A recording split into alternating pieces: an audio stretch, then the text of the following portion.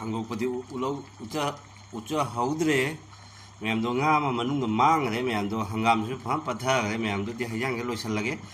dodi ma'am ai cha bagi mu ta ma'am khoi gor chu khari ro pham do gi nga lo bala e nga saning ye na ko do local se lo sira na khoi gi salam ni se lo sira confuse le do local se wen lo ni ma'am kilo mata ba ko ma'am ngasi di local ngasing nga saning ye na ko nga sa taw thong dei ni khoi kasar ge style la ko ma'am do से मसू खरा तोड़ से कहा मतलब मसू खरा तोड़ लगा गतंग तोड़ से मैम तोड़ लगा पूरा लगा उलग कैसे मैम नाम हम तो बनी ना वाई मैम मैम जगह मैंने बोला से तुम चाहिए को तुम कर चाहिए दे थाम सुन का आपके भजन तो ना तीन ना बाबा मैं थाम सुन का आप ना मसू खरा के मन संग नहीं तो काम संग करे मैम तो आई के नुनी के ngai के नहीं बचत नहीं को आपकी थाम में दिन का साइड नहीं को मैम आ तो ये तो के को ngai के फंगत मैम तो से वो लगे मैम तो ताव को के ma'am ini begini sih bisa maklum lah masih nggak tahu ketemu sih ya ini sih mana pak lah kalau pasang sih mana mana kan lu kok masalah yang mana kok kan dari sini memang kan dia jadi kan ada hikmah sus dah ada itu ada hikmah kita yang kong sih belum yang mana kok tidak sih memang tuh terus sih tuh terus memang tuh terus ini tuh kan tahu sih lagi tahu ya tahu sihเขาจำนำกันtahu sihก็sama kan ini sih memang मैम खांग खाओ पजा मुन्ने मैं कुछ पर पंग का देना से हापे मैम ओए अब जी भाई मरी apa jadi मैम मरी ना मरी ini kok kali ma'am laptop ini kong tadi laptop ini mobile ma'am mobile ini baik tahu juga kamera ini kok mobile kamera hai tadi ma'am untung kan ini ma'am ma'am belum ngasih pasal ngau bolu ya aduga usara kuni ma'am aduga makin masih hap aduga masih alu thong ni do sila tomato sumai na sigum sing sang sumai ka kan thamne do tilong hap rogi kan mani sai omlet hoge na kan tham tilong ni do sum hap sang lage do meti sumai na ting tham mani ado sumai ting di ka ti ko ma'am masih di morok se sahan ge phajna hanga ba ma'am sahan ge morok se sila ai se tak tham mani ya kan ni na ko do jeng ni ma'am tok lage jai lage pesan ma'am se ngau tha lage ma'am se baru jahan hap sila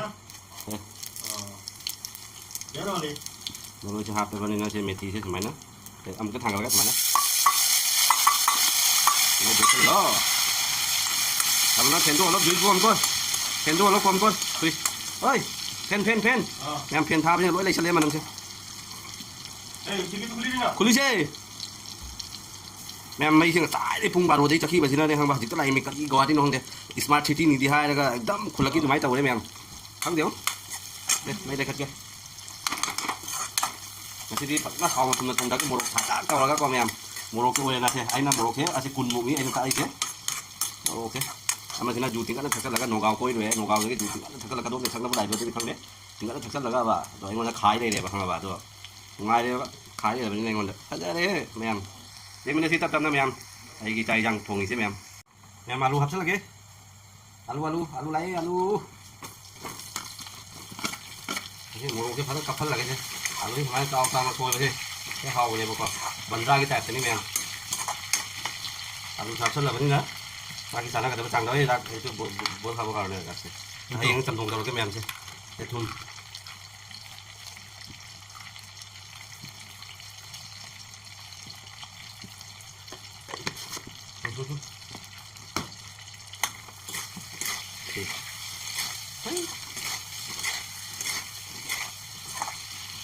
dan cuma ini sih memang ada lagi kucing sih sana ma'am apa le atau hang yang sih 1 2 3 asik ini baik lagi namu 1 2 3 wow yang belum kerja je paku begini tingkang ke baik lagi apa wah kerja ke paku jadi मैं खाओ नम तक तौरगा अखोगी बंदरा की type करने थोंगे आलू के मुंदरी आलू के मोरक फा काफल लगे मोरक फा तक लगे थोंगे मैम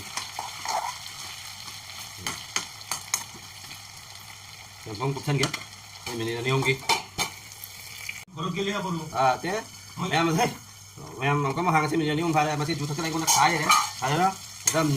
निशा लगी कौन तार अरे मोके एकदम किबा किबी एकदम कोई से Halo, gue itu ya, berteman mana tomato siapa ke ma'am, mak pani, junga apa sih? kami sini hati kami amul udah beli kan ya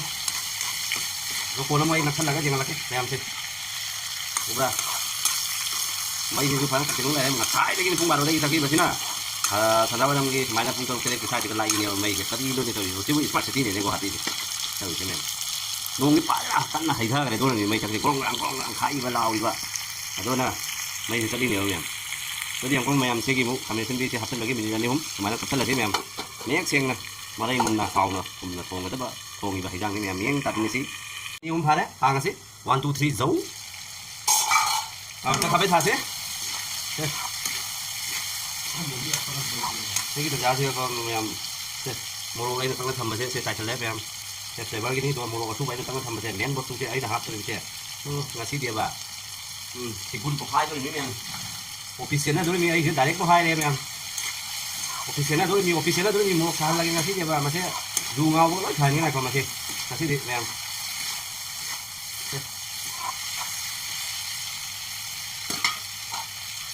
chắc em có mình đi không ghi đâu mà em xem đây làสิ่งสมัยนั้นcũng nóป้าnóสวยแล้วทำมันเนี่ยบอกว่าแม่มาทักสมัยนั้นจ่ายเลยดูก็ไอ้นั่นทิพย์นั่นทำอยู่ว่ามาสลาใช่ไหมแม่ใช่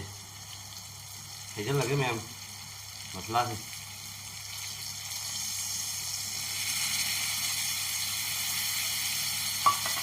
มาสลาใช่ไปยังแต่คุณขับไปแค่ยังแต่ว่าเทปเปลี่ยนนะทีนี้ถึงได้ก็ไม่เป็นโลหะพักทีนี้ดีราสู้เสียโลหะพักทีนี้แมวโดยพอดีกมดีในรักเสียใครกินอะไรพอดีกมจะทอกเขาเกี่ยวกับแมวข้างหน้าบ้านเราพูดน้องพูดตั้งอีกบนนุ่งชิตาบางทีนุ่งชิตาบางทีแต่ดี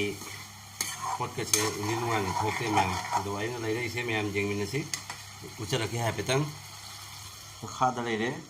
เสียหางามจะมาทักตาอาคุยพินิจริงก็ไอ้จานิ่งเงี้ยสมัยนั้นสมัยปุ่นสมัยหับเส้นด้วยมีก็ให้ย่างสิมาทักตาดูก็หางามเสียมาปุ่นน้ำมันรักนี้อดีตไอ้ที่เสียเชียงกรุ๊ปเสียเราเลย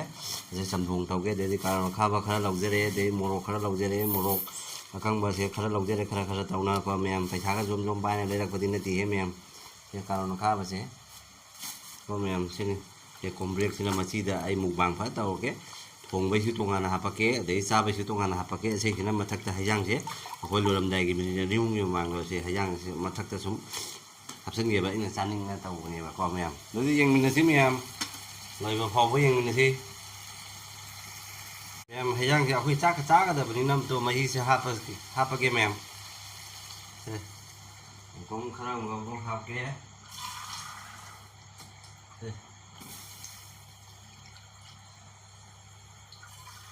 làm gì làm hết rồi mẹ mày gì alu gì khá là thủ bài là cái này có phải gravy phải nắp lau và mông rồi cái mông rồi cái thùng tôi xem mẹ mày khi làm hết rồi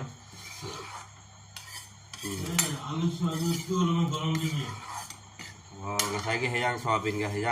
lấy đó số khát là phải sàn cái mẹ mình xin khát là vào thời mà đây khát là hạt cái hiện đại bài thì vào phần gì rồi ma'am खूब सल लगे जहाँ ले मैं ही जैसा अब जाना को मैम मजूर अब हज़ारे मैम खूब सल ले से only minutes 15 minutes मैम तब जाना कोई मिनट रांगा फारे 2 मिनट रांगा फारे 15 minutes से फार बनी ना फांगा सी 15 minutes का माना सावरम देगा वाव पता सावरे माइकू सी का लोरे ना इनका खाबी था से दो मोरो का ना थोड़ा तक खाए ना था मिजा ऐसे जो खाप तरी खाप सन दरो बनी cái nào một hộp nữa mà nó thẳng vào các bạn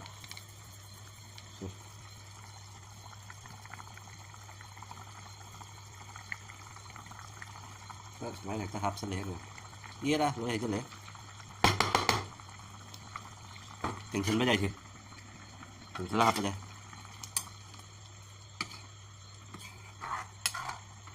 giờ mà chắc cái súng nga hấp thay cái sau rồi bên đây là còn nga đi jam hấp sẽ chấm ngon gì khá tăng tàu giờ ghê nữa rồi thầm hậu đấy chút sẽ nga mà cuộc sinh là thì sẽ cái bịt to adugi pambi mana hai ta này có sẽ hiện ngâu rồi mai để mang nè cái kia này thì sẽ hiện làm thi mà nó mang cho hạt răng thì phần nó cắn đấy vậyนู่นนี่ก็ปล่อยให้ย่างสมัยนั้นสมทำมันนี่แม่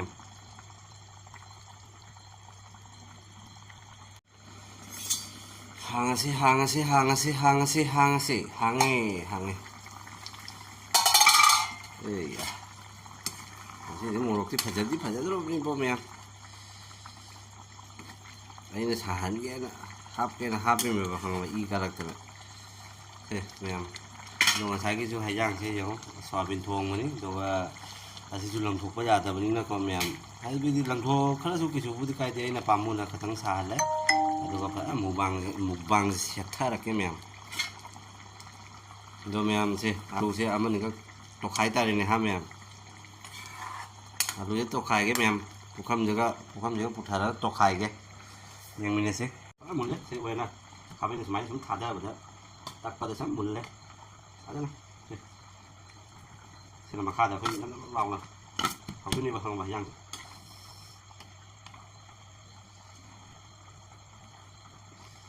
sumai bien ya está bien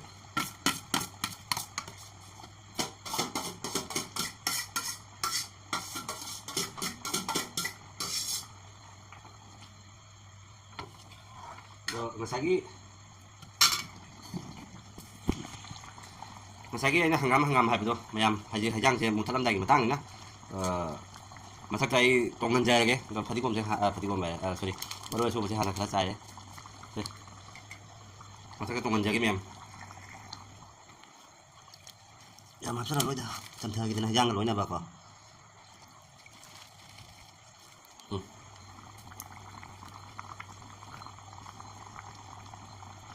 rồi ốc cầm bảy xin nào ốc thằng mấy hạp này ha làm giống anh tàu style chứ lối hạp trên người kia để sát không có lạc trên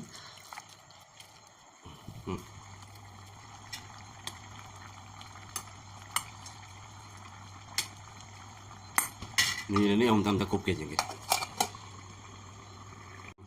한국보다 우짜 하우드래 ꯃꯌꯥꯝꯗꯣ ꯉꯥ ꯑꯃ ꯃꯅꯨꯡꯗ ꯃꯥꯡꯈ꯭ꯔꯦ ꯃꯌꯥꯝꯗꯣ ꯍꯪꯒꯥꯝꯁꯨ ꯐꯖꯅ ꯄꯠꯊꯈ꯭ꯔꯦ ꯃꯌꯥꯝꯗꯨꯗꯤ ꯍꯩꯖꯥꯡꯁꯦ ꯂꯣꯏꯁꯤꯜꯂꯒꯦ ꯑꯗꯨꯗꯤ ꯃꯌꯥꯝ ꯑꯩ ꯆꯥꯕꯒꯤ ꯑꯃꯨꯛ ꯇꯧꯔꯒꯦꯀꯣ ꯃꯨꯛꯕꯥꯡꯁꯦ ꯑꯗꯣ ꯏꯁꯇꯦꯟ ꯅꯨꯡꯆꯦꯟꯒ ꯈꯤꯟ ꯈꯣꯠꯇꯅ ꯇꯦꯕꯜ ꯅꯨꯡꯕꯨꯜꯒ ꯑꯩꯒꯤ ꯑꯣꯏꯗꯕ ꯇꯦꯕꯜꯁꯦ ꯑꯗꯣ ꯁꯤꯟ ꯈꯣꯠꯇꯅ ꯇꯧꯖꯔꯒꯦ ꯃꯌꯥꯝ ꯃꯣꯔꯣꯛꯇꯤ ꯀꯥꯞꯇ꯭ꯔꯕꯅꯤ ꯁꯣꯝꯗꯁꯨ ꯑꯃꯦꯠꯄꯤ ꯑꯃ ꯂꯩꯔꯦꯀꯣ ꯎꯔꯕ꯭ꯔꯥ ꯃꯈꯥꯗ ꯂꯥꯞꯇꯛꯅ